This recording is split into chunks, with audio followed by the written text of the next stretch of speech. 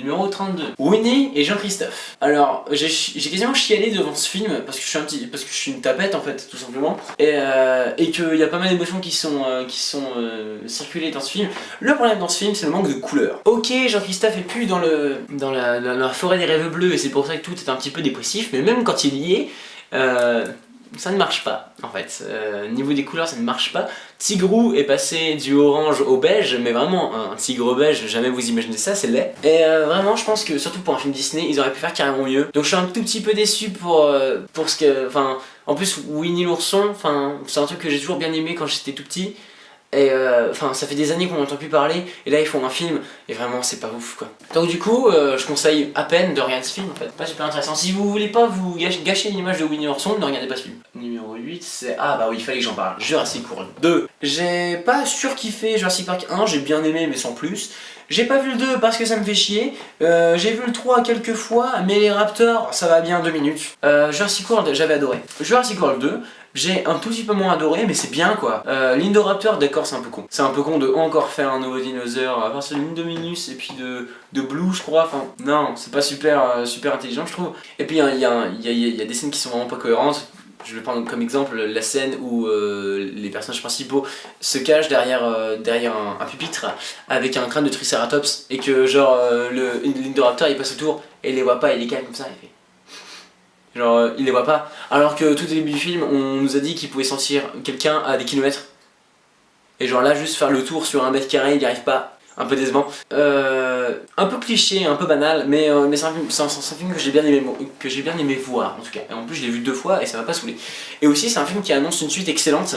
Et moi j'ai hâte à la suite, vraiment, très. Le numéro 3, bah oui, j'en ai un petit peu parlé tout à l'heure. Un raccourci dans le temps, le film Disney qui date de je sais plus quand, peut-être même 2017, enfin bref, je l'ai marqué là. Pas bien, genre, je connais des gens qui m'ont dit ah ouais non, moi j'ai bien aimé et tout, et jamais ils le reverront. Parce que vraiment c'est un film qui est trop chiant, et même s'il y a Chris Pine, et bah ça suffit pas pour faire un bon film, alors, même s'il était bien dans Wonder Woman et autres, et dans Star Trek peut-être, j'ai pas vu Star Trek. Bref, ce film n'est pas bien, vraiment, ce film est chiant, il est étrange, juste histoire de faire de l'étrange en fait, et non, il n'a aucun intérêt, et je déconseille à mort ce film. Deadpool 2 c'était super sympathique, moins bien que le premier, et un petit peu long je trouve, mais sinon il y a des trucs très marrants. Moi ce qui m'a marqué c'est la scène à la fin où il y a une musique où Deadpool est censé mourir, et à chaque fois la musique s'interrompt et il fait putain je suis pas prêt pour vous quitter et tout, genre vraiment toutes les 10 secondes, et à chaque fois t'as toute la salle qui rigole, et ouais enfin ça fait plaisir. Un film, j'ai envie de dire maintenant une licence Marvel qui est entièrement portée sur l'humour, ça fait du bien, et c'est neuf, c'est carrément neuf, et c'est cru, c'est carrément cru, et moi j'aime bien. Donc si vous avez vu que le premier, je vous conseille de voir le 2. Tomb Raider, l'adaptation de jeu vidéo avec je sais plus quelle actrice parce que je m'en fous un peu. La première fois je l'ai trouvé bien, en fait il est oubliable as fuck. Autant les 2 premiers films Tomb Raider, je crois avec Angelina Jolie, c'était pas bien, autant celui-là est oubliable, et je pense que dans 2 ans on n'entend déjà plus parler, mais du tout, plus jamais, et c'est dommage. Ils ont essayé d'écrire le personnage, mais au final ça reste que la fille d'un chef d'entreprise qui est mort. Et du coup, vu qu'elle a son nom de famille, et bah elle a tous les privilèges. Et en fait, genre, non. Surtout que le père est pas mort, mais le père est inutile dans le film, enfin... Non. C'était bien la première fois, mais sinon, pas ouf. The Passenger, oui, de Liam Neeson, magnifique. Faire un film entièrement dans un train, déjà c'était une bonne idée, enfin entièrement, pas entièrement. Mais c'était une bonne idée. Après il me semble que c'est déjà un truc qui avait été fait dans des films qui sont aujourd'hui cultes. Même si j'ai plus le nom, je me rappelle plus, bref. C'était une bonne idée, et puis Liam Neeson, très bon acteur, enfin voilà. Et ouais. Enfin, ce film, en fait, c'est vraiment quand je vois un film comme ça et que je me rends compte que je suis dans le noir au ciné. Quand c'est un petit peu psychologique et tout, et que ça prend un peu par les tripes, c'est là que je me rends compte que je suis vraiment dans le noir dans une salle de ciné. Et ouais, ça fait plaisir. Ça fait carrément plaisir. Donc je conseille ce film, sans trop d'arguments, je vais l'avouer. Rampage, avec Dwayne Johnson, c'était bien. Oui. C'était bien, sans plus, c'est pour ça que j'aurais vraiment pas fait une vidéo critique juste là-dessus, parce que j'aurais parlé pendant 20 secondes.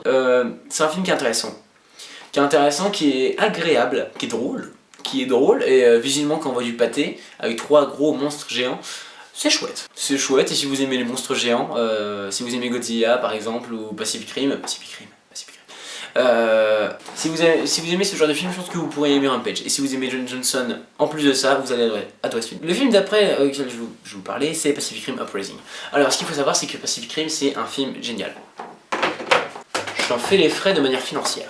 Ici, c'est la version 3D de Pacific Rim, vraiment, parce que c'est un film qui a été que Arki m'a fait découvrir. Et ouais, c'est trop bien. C'est juste trop bien, c'est peut-être l'un des meilleurs films qui n'ait jamais existé. Ouais, c'est subjectif, ouais, c'est carrément subjectif. Mais bref, c'est un film que je surkiffe, et du coup, à l'idée de voir une suite à ce film, je me suis dit, waouh, c'est trop bien. Bon, c'est plus Guillermo, mais peut-être que ça va être bien et tout. Non, c'est un film qui est sympathique en tant que film, mais en tant que suite, il est dégueulasse. Genre vraiment, ils prennent Newton, le personnage attachant, pas parce qu'il est mignon ou quoi, mais juste parce que c'est le scientifique qui a tout compris, il parle rapidement, il dévie avec des kaijus, il a un comportement, il a un jeu d'acteur ce mec, et vraiment ils ont pris son talent, et ils ont fait une boule de fight avec, ils l'ont jeté à la corbeille, et ils font non, tu vas devenir méchant dans ce film. Et le pire, en plus avec John Boyega quoi, John Boyega en rôle principal, moi je l'avais vu que dans les Star Wars, et c'est un acteur que j'aime pas, vraiment. Ou alors, je tombe mal, et tous ces personnages je les aime pas, mais parce que Finn je l'aime pas du tout. Mais John Boyega pour moi c'est un non, on n'a aucune justification de pourquoi on voit pas les acteurs de l'ancien film, à part Mako qui décède en fait, donc c'est pas super bien, juste non, carrément pas. J'aurais vraiment aimé qu'un film que j'aime autant ait une meilleure suite. C'est tant pis. American Nightmare 4. J'ai pas vu tout l'American Nightmare, c'est un pote à moi qui m'a emmené voir le 3 alors que je ne connaissais pas, il m'a juste expliqué le synopsis, en gros. Une nuit par an, dans une fiction proche de la nôtre, une nuit par an, on a le droit de faire n'importe quoi, n'importe quel crime, et on a indemnité, on sera jamais puni, etc. J'avais trouvé le délire bien sympa, le troisième m'avait fait un peu peur, mais c'était psychologique en fait. Mais j'avais beaucoup aimé, et là le 4 il fallait que j'aille le voir, et comment dire, bien, c'est vraiment super bien. On a que des nouveaux rôles, parce qu'en fait c'est American Nightmare 4, les origines. C'est comme ça qu'il s'appelle, mais en fait le titre VO c'est The First Purge, parce qu'à la base American Nightmare c'est The Purge, logique, doublé de l'anglais sur de l'anglais, bien joué les mecs. Bref, ce film est super intéressant au niveau de l'histoire, il raconte la première purge, et aussi du coup il raconte la première fois où quelqu'un a fait un crime pendant la purge en fait. Ça parle vraiment de la toute première purge à Staten Island, et ouais. On voit, c'est vraiment une anthologie, on voit comment tout a démarré, c'est carrément cool. Et il y a un plan qui m'a marqué, c'est le plan en caméra épaule qui a été fait dans une cage d'escalier. Une cage d'escalier c'est petit, hein. Il y a un plan séquence, caméra épaule qui suit l'un des personnages principaux tout du long et tout, c'est juste génial. C'est juste génial, et dans les plans séquences comme ça, tu arrives à voir le jeu d'un acteur, à quel point il peut durer longtemps en fait, une chorégraphie, parce que là clairement c'est une chorégraphie, c'est de la baston et tout, c'est des tirs machin, parce que il y a des FX pendant ce plan séquence là, c'est pas de la merde. Et dans un truc réaliste, il y a des FX de coups de feu et tout, tout est réaliste, un plan séquence caméra épaule de bâtard, et ouais, trop bien, juste trop bien. Ensuite, Action en vérité, c'est peut-être le seul film d'horreur qui est dans la liste des 40 films. C'est un film qui est intéressant, on pourrait dire que c'est un film d'horreur un petit peu à concept, et que le concept n'ira pas plus loin. En gros c'est juste une partie d'Action en vérité qui a été lancée par un démon, et en fait quand quelqu'un est sous l'emprise de ce démon et qui dit Action en vérité à quelqu'un, ou il répond honnêtement, ou alors il fait l'action, ou alors il meurt. Ouais, je crois que c'est un truc comme ça. Et du coup, au niveau psychologique, genre il y a plein de révélations de la vie de tous les jours qui sont révélées. En fait, ça brise des amitiés, c'est vraiment très chaud, on va dire. Et il y a deux trucs que je dirais positifs sur ce film, deux scènes en particulier. C'est quand le personnage secondaire remate une vidéo de son père qui est décédé il y a longtemps, ou il y a pas longtemps, je sais plus, bref, son père est décédé et elle revoit une vidéo, et en fait la vidéo est altérée, et le père mort dans la vidéo, vraiment arrive à communiquer avec la fille, du coup sa fille, et à un moment il dit j'ai juste une seule question à te poser, et il fait Action en vérité. Il y a aussi beaucoup de changements au niveau du visage, donc cette scène a été intéressante, et le twist Bah non, bah du coup je vais pas parler du twist si vous voulez voir ce film. Le twist est super bien, c'est pas un happy end. En fait, c'est ça qui est bien. Darkest Minds. Rébellion. C'est la déception de cette année, un film qui promettait d'être super bien au niveau politique et social, j'ai envie de dire. Vraiment, c'est un film qui avait l'air d'envoyer du pâté par son scénario, genre les différences entre les enfants et tout machin, enfin, par leur couleur, par leur taux de dangerosité et leurs compétences et tout. Non, c'était pas ouf, c'était cliché as fuck, c'était on place une histoire d'amour dans un truc méga chaud et tout. Hunger Games, c'est le cas, mais c'est super intéressant parce que dans Hunger Games, au début ils font semblant pour être sauvés, après ils continuent de faire semblant pour pas qu'il y ait de problème parce que le Capitole est tout panem, c'est un réel bordel. Ou dans un moment c'est. Enfin après c'est. Il y a du déni, en fait, c'est une histoire d'amour qui est reniée, et en fait, après il y a une déception, et en fait, il s'avère qu'elle est honnête et tout, et sincère. Voilà quoi, c'est écrit.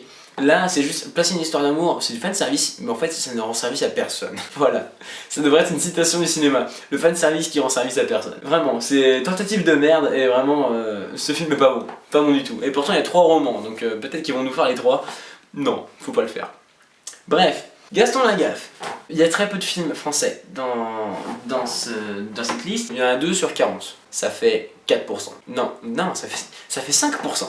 5%, ah ouais, c'est peu, c'est carrément peu. Mais tout simplement parce que le cinéma français, c'est pas que des trucs bien. Cette année, on a quand même eu à la 2. Gaston Lagaffe, par contre, c'était vraiment le truc cool. Au début, je suis allé le voir en mode, ça a l'air pas mal. Ça a l'air marrant, et ça arrive peu de fois quand même que je joue au cinéma pour un truc qui est spécialement marrant, sauf pour Deadpool, mais enfin j'adore Deadpool même dans les comics, marrant ou pas en fait. Je suis allé voir ce film dans l'optique que ça me fasse rire, et parce qu'il y a, comment il s'appelle, enfin bref, l'acteur qui joue Pelochon je crois, dans Les Profs, que j'avais bien aimé. Et puis cette fois-ci qui joue le patron de Gaston, qui arrête pas de hurler et tout. Et Gaston est joué par un acteur qui est cool quand même, il était dans les tuches, et j'aime pas les tuches, j'aime clairement pas. Mais le gars a grandi, et le gars a l'air honnête. J'ai vu une interview où il a dit que si tout le monde le reconnaissait en tant qu'acteur par le gars qui a joué dans les tuches, et bah pour lui le film c'était un échec et que sa prestation n'a pas marché. Et moi je suis entièrement d'accord, enfin, c'est le but d'un acteur, c'est qu'il puisse faire plein de trucs. Genre par exemple Sylvester Stallone, c'est pas juste Rocky ou c'est pas juste Rambo, c'est plus que ça, c'est un acteur qui fait des trucs. Même s'il fait un petit peu tout le temps la même chose, c'est un acteur qui fait plein de trucs. Et du coup, ouais, ce film, une grosse claque. Je l'ai vu 2 fois. Une grosse claque parce que en plus il y a des FX, et ça c'est bien. Pour une comédie française, adaptation de BD, alors que je connais pas du tout Gaston, hein, attention. Mais vraiment, c'était très cool, et je suis content d'avoir vu ce film 2 fois, parce que vraiment il est bien. Et voilà, il restera un très très très agréable souvenir jusqu'à la fin. Ici on a les Frères Sisters. Les Frères Sisters. Bah oui, c'est un autre film français, ça, avec que des acteurs américains, ou anglophones tout simplement. Mais c'est un film français réalisé par Jacques Audiard, c'est un western. Trop bien. Je suis pas fan des westerns à la base, même si j'aime bien Red Dead Redemption, mais pas le 2, voilà. Les Frères Sisters, vraiment, c'était une belle surprise. Je suis allé le voir avec mon père, on a tous les deux vraiment bien aimé. C'est cool, il y a plein de gens qui meurent, mais c'est pas du western juste pour être violent. Et ça, c'est vraiment mon argument quand je idolâtre ce film. C'est pas un western pour que ça se tire dessus, tout simplement, en fait. Il y a des conflits familiaux. Le chat! Non! Tu descends! Il m'a compris? Peut-être. C'est pas juste un western pour faire du western et pour faire un truc où ça tape dessus. Jacques Audiard, il me semble que c'est son premier western. Et dans la vidéo de The Panda, il interviewe Jacques Audiard, et puis Jacques Audiard, ouais, dit qu'en gros, enfin, il donne un petit peu pour lui sa culture du western. Et ouais, c'est des trucs qui ont l'air de beaucoup différer quand même de ce qu'il a fait. Mais moi vraiment je l'ai vu, c'est la surprise de l'année, parce que c'est un western et parce que mon père m'a dit on va voir les Frères Sisters, et genre vraiment tout seul je serais jamais allé voir ce film. Mais excellente surprise. Vraiment excellente. Ensuite on a Bohemian Rhapsody. J'ai fait une critique sur cette chaîne, donc du coup je vais pas trop en parler là, je vais vous laisser l'opportunité d'aller voir les 14 minutes que j'ai montées. Bref, ce film je l'ai vraiment surkiffé. L'envol de Chloé, un autre film d'animation que j'ai découvert en streaming, mais il me semble qu'il était quand même sorti en salle. C'est pas super. C'est pas super, c'est l'histoire d'un oiseau qui se fait avoir par les humains, les chats, machin, et du coup toute la famille a l'impression qu'il est mort.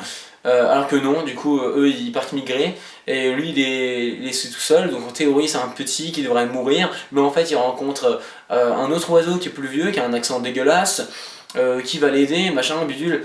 En soi ça pourrait plaire à un enfant. En fait, ouais, vraiment, le film pourrait plaire à un enfant, mais déjà il y a un problème pour moi, les oiseaux ils sont pas bipèdes comme ça. Genre vraiment, les oiseaux dans ce film ils marchent à deux pattes comme ça, et genre ils ont les ailes comme ça, toutes droites. Genre c'est pas les ailes en arrière comme comme un oiseau, c'est vraiment les ailes comme ça et genre ils s'en battent les couilles. Genre vraiment, ils ont vraiment fait une innovation artistique visuelle qui est dégueulasse, donc c'est dommage. Le scénar du coup il est pas fou, clairement. C'est un film qui plaira à votre gosse mais c'est tout. My Dear Weatherby. C'était bien. C'était plutôt bien. C'est avec Winter Dinklage qui tient le rôle secondaire. Et c'est plutôt bien, il nous raconte son histoire avec il me semble avec une voix off et tout. Et c'est un film qui est bien dans le récit en fait. On est vraiment plein de trucs différents parce que le gars a été une star, il a été peintre, il s'est marié avec telle fille, ensuite il est devenu star, pas de cinéma mais d'une série de je sais plus quoi. Le gars a vraiment fait ça. Et a fait ça, il est devenu une merde au bout d'un certain moment. Et il raconte son histoire et c'est plutôt chouette. Et le personnage principal est plutôt bien écrit, je trouve. Même s'il a rien, il a pas grand chose pour lui. Parce que toute son histoire en fait il faut la comprendre nous-mêmes, quasiment. Ou alors si on écoute bien. Bref, c'était pas mal. Ensuite, Hotel Artemis, c'est l'avant-dernier film dont je vais parler. Hotel Artemis, c'est un gros problème. Ils ont voulu faire de la SF dans un hôtel. Dans un hôtel où il y a une infirmière, il y a personne à part une infirmière et en gros elle peut guérir des gens parce qu'il y a des problèmes de gang et tout dehors. Et en fait l'infirmière n'a jamais quitté l'hôtel. Genre, ça fait des années qu'elle n'a pas quitté l'hôtel à cause du meurtre de son fils. Et en fait il s'avère que celui qui a tué son fils c'est Jeff Goldblum. Enfin, ce film n'a pas de scénario en fait. C'est juste une femme qui reste dans son hôtel. Elle reçoit des gens, elle revoit des gens partir, mais genre à aucun moment le film nous dit tiens c'est ça l'intrigue. Il y a vraiment pas un moment où on se dit ok je comprends ce que je suis en train de regarder. Aucun moment. Juste il faut que tu filmes un truc. T'as une révélation d'une question qui ne se posait pas, et voilà, en fait c'est tout, mais vraiment ce film, non, pas ouf. Je l'ai regardé ici sur ma télé qui est juste là, mais vous pouvez pas la voir. Voilà, ce film n'est pas super intéressant, et il est vraiment pas intéressant, juste pas de scénario. Alors que pourtant au niveau du casting c'est plutôt pas mal, l'infirmière, je sais pas ce qu'elle a joué, peut-être qu'elle a rien joué, je sais pas, mais en tout cas on a un acteur qui a joué dans American Wives, aussi dans Predator et dans Rampage. D'ailleurs dans Predator son rôle était horrible, c'est le noir, je sais pas c'est quoi son nom. Il y a aussi, j'en parlais tout à l'heure, de l'acteur qui joue Newton dans Pacific Rim, il est dedans, il a un rôle dégueulasse aussi. On a Jeff Goldblum qui a un peu joué dans Jurassic Park et Jurassic World quand même. C'est pas un acteur qui est réputé pour être de la merde. Pourquoi est-ce qu'ils ont tous été appelés? Je sais pas. Ce film n'a pas de scénario, ce film n'est pas intéressant, il ne faut pas voir ce film. Et le dernier film dont je vais parler, c'est First Man, le premier homme sur la lune, que j'ai trouvé chiant à crever, juste qu'il y a certaines bonnes idées visuelles, parce qu'en fait ce film n'aurait pas dû s'appeler comme ça. Il n'aurait pas dû s'appeler First Man, il aurait dû s'appeler Armstrong, qui est le nom de famille du personnage principal, Neil Armstrong, le premier homme à avoir marché sur la lune. Il aurait dû s'appeler Armstrong et c'est moi qui ai trouvé juste ce truc là parce que on nous parle pas de la vie du premier homme sur la lune. On nous parle de la vie de Neil Armstrong et on pourrait dire que c'est la même personne, mais en fait le film nous fait comprendre que c'est pas la même personne parce qu'en fait c'est un gars qui était bien avec sa femme, ses enfants et tout, et il a perdu sa fille, mort d'une maladie, je sais plus quoi. Du coup il était super triste et il a limite renié sa femme et ses enfants, il passait plus aucun temps avec eux et il leur parlait pas. Et du coup il cache sa tristesse dans le plan spatial en fait, dans le projet d'aller sur la lune. Et il y a même une scène où il apprend la mort de certains astronautes et du coup genre il a un verre à la main à ce moment là et sans faire exprès, sous le coup de la colère il le casse et on voit sa main en sang, un gros plan sur sa main en sang. Est-ce que, oui d'accord, c'est pour nous dire que limite, la mort de ces astronautes-là lui fait plus d'effet que n'importe quoi qui peut arriver dans sa famille à partir du moment où sa fille est morte et que du coup il a plus aucun esprit de famille. À côté de ça, le film est chiant, il est chiant à crever. Juste, l'un des derniers plans est intéressant parce que c'est là qu'on voit vraiment que le film veut nous faire comprendre qu'il y a une différence entre le premier homme qui a marché sur la Lune et Neil Armstrong, l'homme, en soi, son histoire. C'est que vous savez, sur les casques d'astronautes, il y a une visière qui fait pas le même effet des deux côtés. Quand on voit de l'intérieur du casque, elle est transparente, tout simplement. Mais de l'extérieur, ça fait un miroir doré. Et en fait, on a un plan où le miroir doré de la visière est rabattu, donc c'est stylé, on voit pas le visage, machin et tout. Et à un moment où il le lève, et on le voit en larmes. Pourquoi on le voit en larmes, on sait pas trop. Est-ce que c'est pour dire qu'il a enfin réussi son truc? Est-ce qu'il est encore triste pour sa fille? Et c'est là que du coup, le truc de la famille revient à ce moment-là dans l'histoire.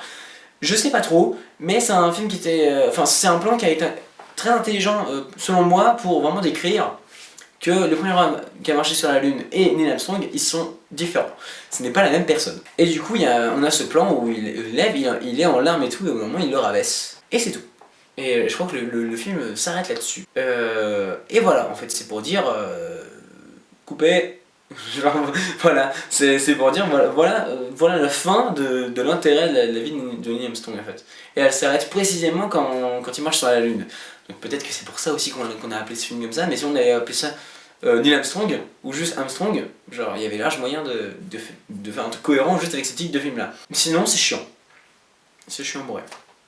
Et c'est dommage, parce que c'est un film que je voulais absolument voir, que j'ai pas eu le temps d'aller voir au cinéma et que du coup j'ai téléchargé comme un gros porc. D'ailleurs dans la pire qualité possible, mais bref, ce film est chiant. Ils auraient dû enlever des choses pour que ce soit plus intéressant en fait. Pour moi j'ai parlé de tous les films de cette année. J'espère que ça vous aura plu, qu'il y a eu beaucoup de films dont j'ai parlé que vous avez vu aussi, peut-être que nos avis se sont rapprochés. Vous pouvez tout dire en commentaire de toute façon, dites ce que vous voulez en commentaire, c'est très marrant. Moi je vais vous laisser là-dessus, c'était un tournage assez intensif, il n'a pas demandé beaucoup de travail, hein, mais je crois que ça fait 1 heure que je tourne. Quelle heure il est? Ouais, il est 14h50. Ouais, je pense que là je viens de tourner pendant plus d'1 heure, donc le montage je vous raconte pas l'horreur. Voilà, donc je vais vous laisser là-dessus. J'espère que vous aurez aimé cette vidéo. Si c'est ça, faites-le moi comprendre. Et je vous dis que je vous fais plein de bisous. Plein d'énormes bisous et à la prochaine. Voilà, salut. I wanna be like this, oh yeah.